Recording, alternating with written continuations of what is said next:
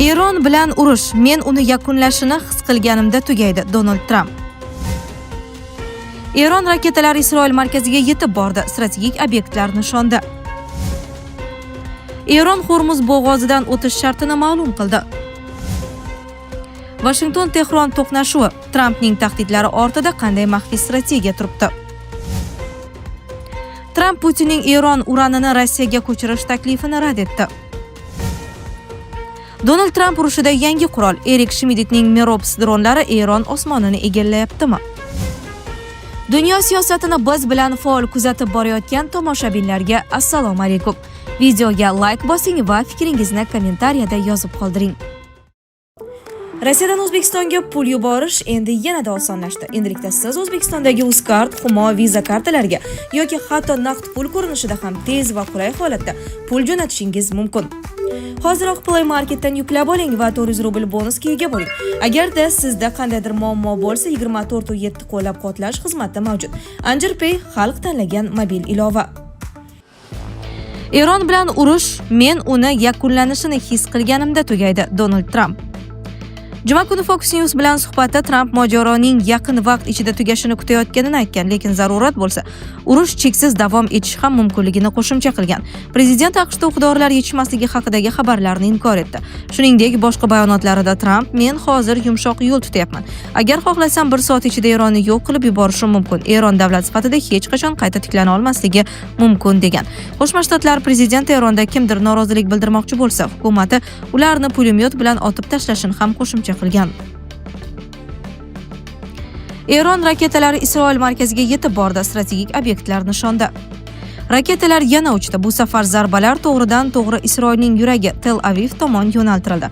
Mahalliy manbalarga ko'ra, Eron bir necha ballistik raketalarni Isroil hududiga uchirgan. Zarbalarning bir qismi Tel Aviv yaqinidagi Holon harbiy sanoat majmuasi tomon yo'naltirilgan bo'lsa, boshqa raketalar Hayfa va Keysari atrofidagi strategik obyektlarni nishonga olgan. Bu hujumlar Eron tomonidan Isroilga qarshi so'nggi haftalardagi eng keskin zarbalardan biri sifatida baholanmoqda. Urush fronti faqat Isroil bilan cheklanib qolmadi. Eron dronlari Ba'aning Fujayra portidagi neft obyektlariga ham zarba bergani haqida xabarlar paydo bo'ldi. Fujayra porti Fors ko'rfazidagi eng muhim energetika, logistika markazlaridan biri hisoblanadi. Agar bu zarbalar tasdiqlansa, mojaro faqat harbiy maydonni, balki global energiya infratuzilmasini ham nishonga olayotganini anglatadi. Shu bilan birga, AQSh ham Eron rahbariyatiga qarshi bosimni kuchaytirmoqda. Washington Roberts for Justice dasturi orqali Eron oliy rahbariyati va Islom inqilobi qo'riqchilari korpusi yetakchilari haqida ma'lumot berganlarga $10 million mukofot taklif etdi. Taklif xususan yangi oliy rahbar Mushtabo Xamenei va korpusning yuqori lavozimli qo'mondonlariga oid ma'lumotlarga ham tegishli ekani aytilmoqda. Urushning ta'siri esa Yaqin Sharq bilan cheklanmayapti. Yevropada ham xavotir kuchaymoqda. Serbiya prezidenti Aleksandr Vuchich mamlakati ehtimoliy hujumlarga tayyorlanayotgani ma'lum qilindi. Uning so'zlariga ko'ra, Xorvatiya, Albaniya va Kosovo o'rtasidagi yangi mudofaa hamkorligi bitimi tuzilgani Belgradda jiddiy xavotir uyg'otgan. Vuchich Serbiya zamonaviy raketa imkoniyatlariga ega ekanini ham ta'kidladi. Geosiyosiy tortishuvlar fonida Rossiya masalasi ham yana kun tartibiga chiqdi. Germaniya kansleri Friedrich Merz G7 davlatlarining aksariyati Rossiyaga qarshi sanksiyalarni bekor qilishga qarshi ekanini bildirdi. Uning so'zlariga ko'ra, AQShning ayrim qarorlari Germaniya uchun kutilmagan bo'lgan, ammo Yevropa davlatlari Rossiyaga bosimni kamaytirish tarafdori emas. Shu tariqa so'nggi soatlardagi voqealar Eron-Isroil qarama-qarshiligi tobora kengroq geosiyosiy maydonga aylanayotganini ko'rsatmoqda. Raketalar va dronlar nishonga olayotgan hududlar kengayib bormoqda. Global energiya infratuzilmasi xavf ostida qolmoqda. Yirik davlatlar esa siyosiy va iqtisodiy bosim orqali bu mojaroga tobora chuqurroq tortilmoqda. Mintaqadagi keskinlik esa hali pasayish alomatlarini ko'rsatmadi. Eron Hormuz bo'g'ozidan o'tish shartini ma'lum qildi. Agar olib o'tilayotgan yuk uchun to'lov yuanda amalga oshirilsa, Eron Hormuz bo'g'ozini cheklangan miqdordagi neft tankerlari uchun ochishi mumkin deb xabar berdi CNN. Bu Eronning dunyoning asosiy arteriyasini nazorat qilish bo'yicha yangi rejasining bir qismidir, deyiladi xabarda yuqori lavozimli Eron rasmiysiga tayanib. Payshanba kuni oliy rahbar Mushtabo Xamenei bo'g'oz yopib qolishi kerakligini aytdi.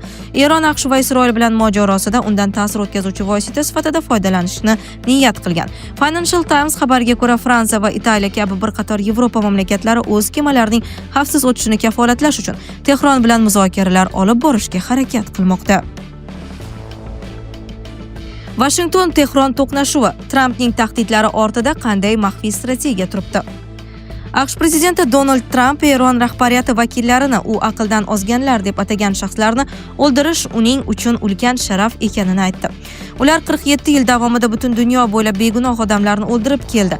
Endi esa men, Amerika Qo'shma Shtatlarining 47-prezidenti ularni o'ldiryapman. Bu ulkan sharaf deb yozdi Tramp 13-mart juma kuni o'zining Truth Social ijtimoiy tarmog'ida.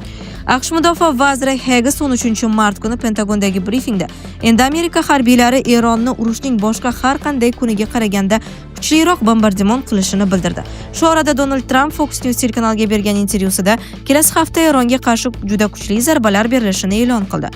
Uning so'zlariga ko'ra, AQSh allaqachon Eronga katta zarar yetkazgan va mamlakatning tiklanishi uchun yillar kerak bo'ladi. Tramp shuningdek zarurat tug'ilsa Hormuz bo'g'ozi orqali o'tayotgan neft tankerlarga AQSh harbiy kuzatuvini ta'minlashni ma'lum qildi. Shu bilan birga u bunday choralarga ehtiyoj qolmasligiga umid bildirdi. Bu holat hayot sifatiga ta'sir qilyaptimi? Oilaviy hayotda zaiflik, stress va ishonchsizlik olib kelyaptimi? Vulkan erkak kuchi va ishonchining yangilangan manbai. Prostata bezi adenomasi surunkali prostatitdan qutulishga yordam beruvchi ishonchli formula. Atigi 5-7 kun ichida natijasini sezasiz. O'zingizni yengil va ishonchli his eting. Vulkan siz izlagan tabiiy yechim. Tramp Putinning Eron uranini Rossiyaga ko'chirish taklifini rad etdi. AQSh prezidenti Donald Tramp Rossiya yetakchisi Vladimir Putinning Eron boyitilgan uranini Rossiya hududiga ko'chirish borasidagi taklifini rad etdi. Bu haqda The Independent xabar berdi. Mazkur taklif AQSh va Isroilning Tehronga qarshi olib borayotgan urushini to'xtatish bo'yicha kelishuvning bir qismi sifatida ilgari surilgan edi. Ma'lum qilinishicha, tegishli tashabbus ikki yetakchi o'rtasida shu haftada bo'lib o'tgan telefon muloqoti chog'ida o'rtaga tashlangan, biroq Tramp bunga rozi bo'lmagan. Trampning ushbu qarori uning Rossiya Eronning AQShga qarshi harbiy harakatlarga yordam berayotgan bo'lishi mumkinligi haqidagi iqrori fonida yuz berdi. Bu Trampning Yaqin Sharq bo'yicha maxsus vakili Steve Witkoffning avvalgi bayonotlariga zid kelmoqda. Witkoff 9-mart kuni Tramp va Rossiya rasmiylari bilan suhbatdan so'ng Moskva Eron bilan razvedka ma'lumotlarini almashayotganini inkor etganini bildirgan edi. Biroq 13-mart kuni Fox News telekanaliga bergan intervyusida Tramp boshqacha fikr bildirdi. O'ylashimcha, Putin eronliklarga biroz yordam berayotgan bo'lishi mumkin. Nazarimda u bizni ham Ukrainaga yordam beryapti deb hisoblaydi. Shunday emasmi?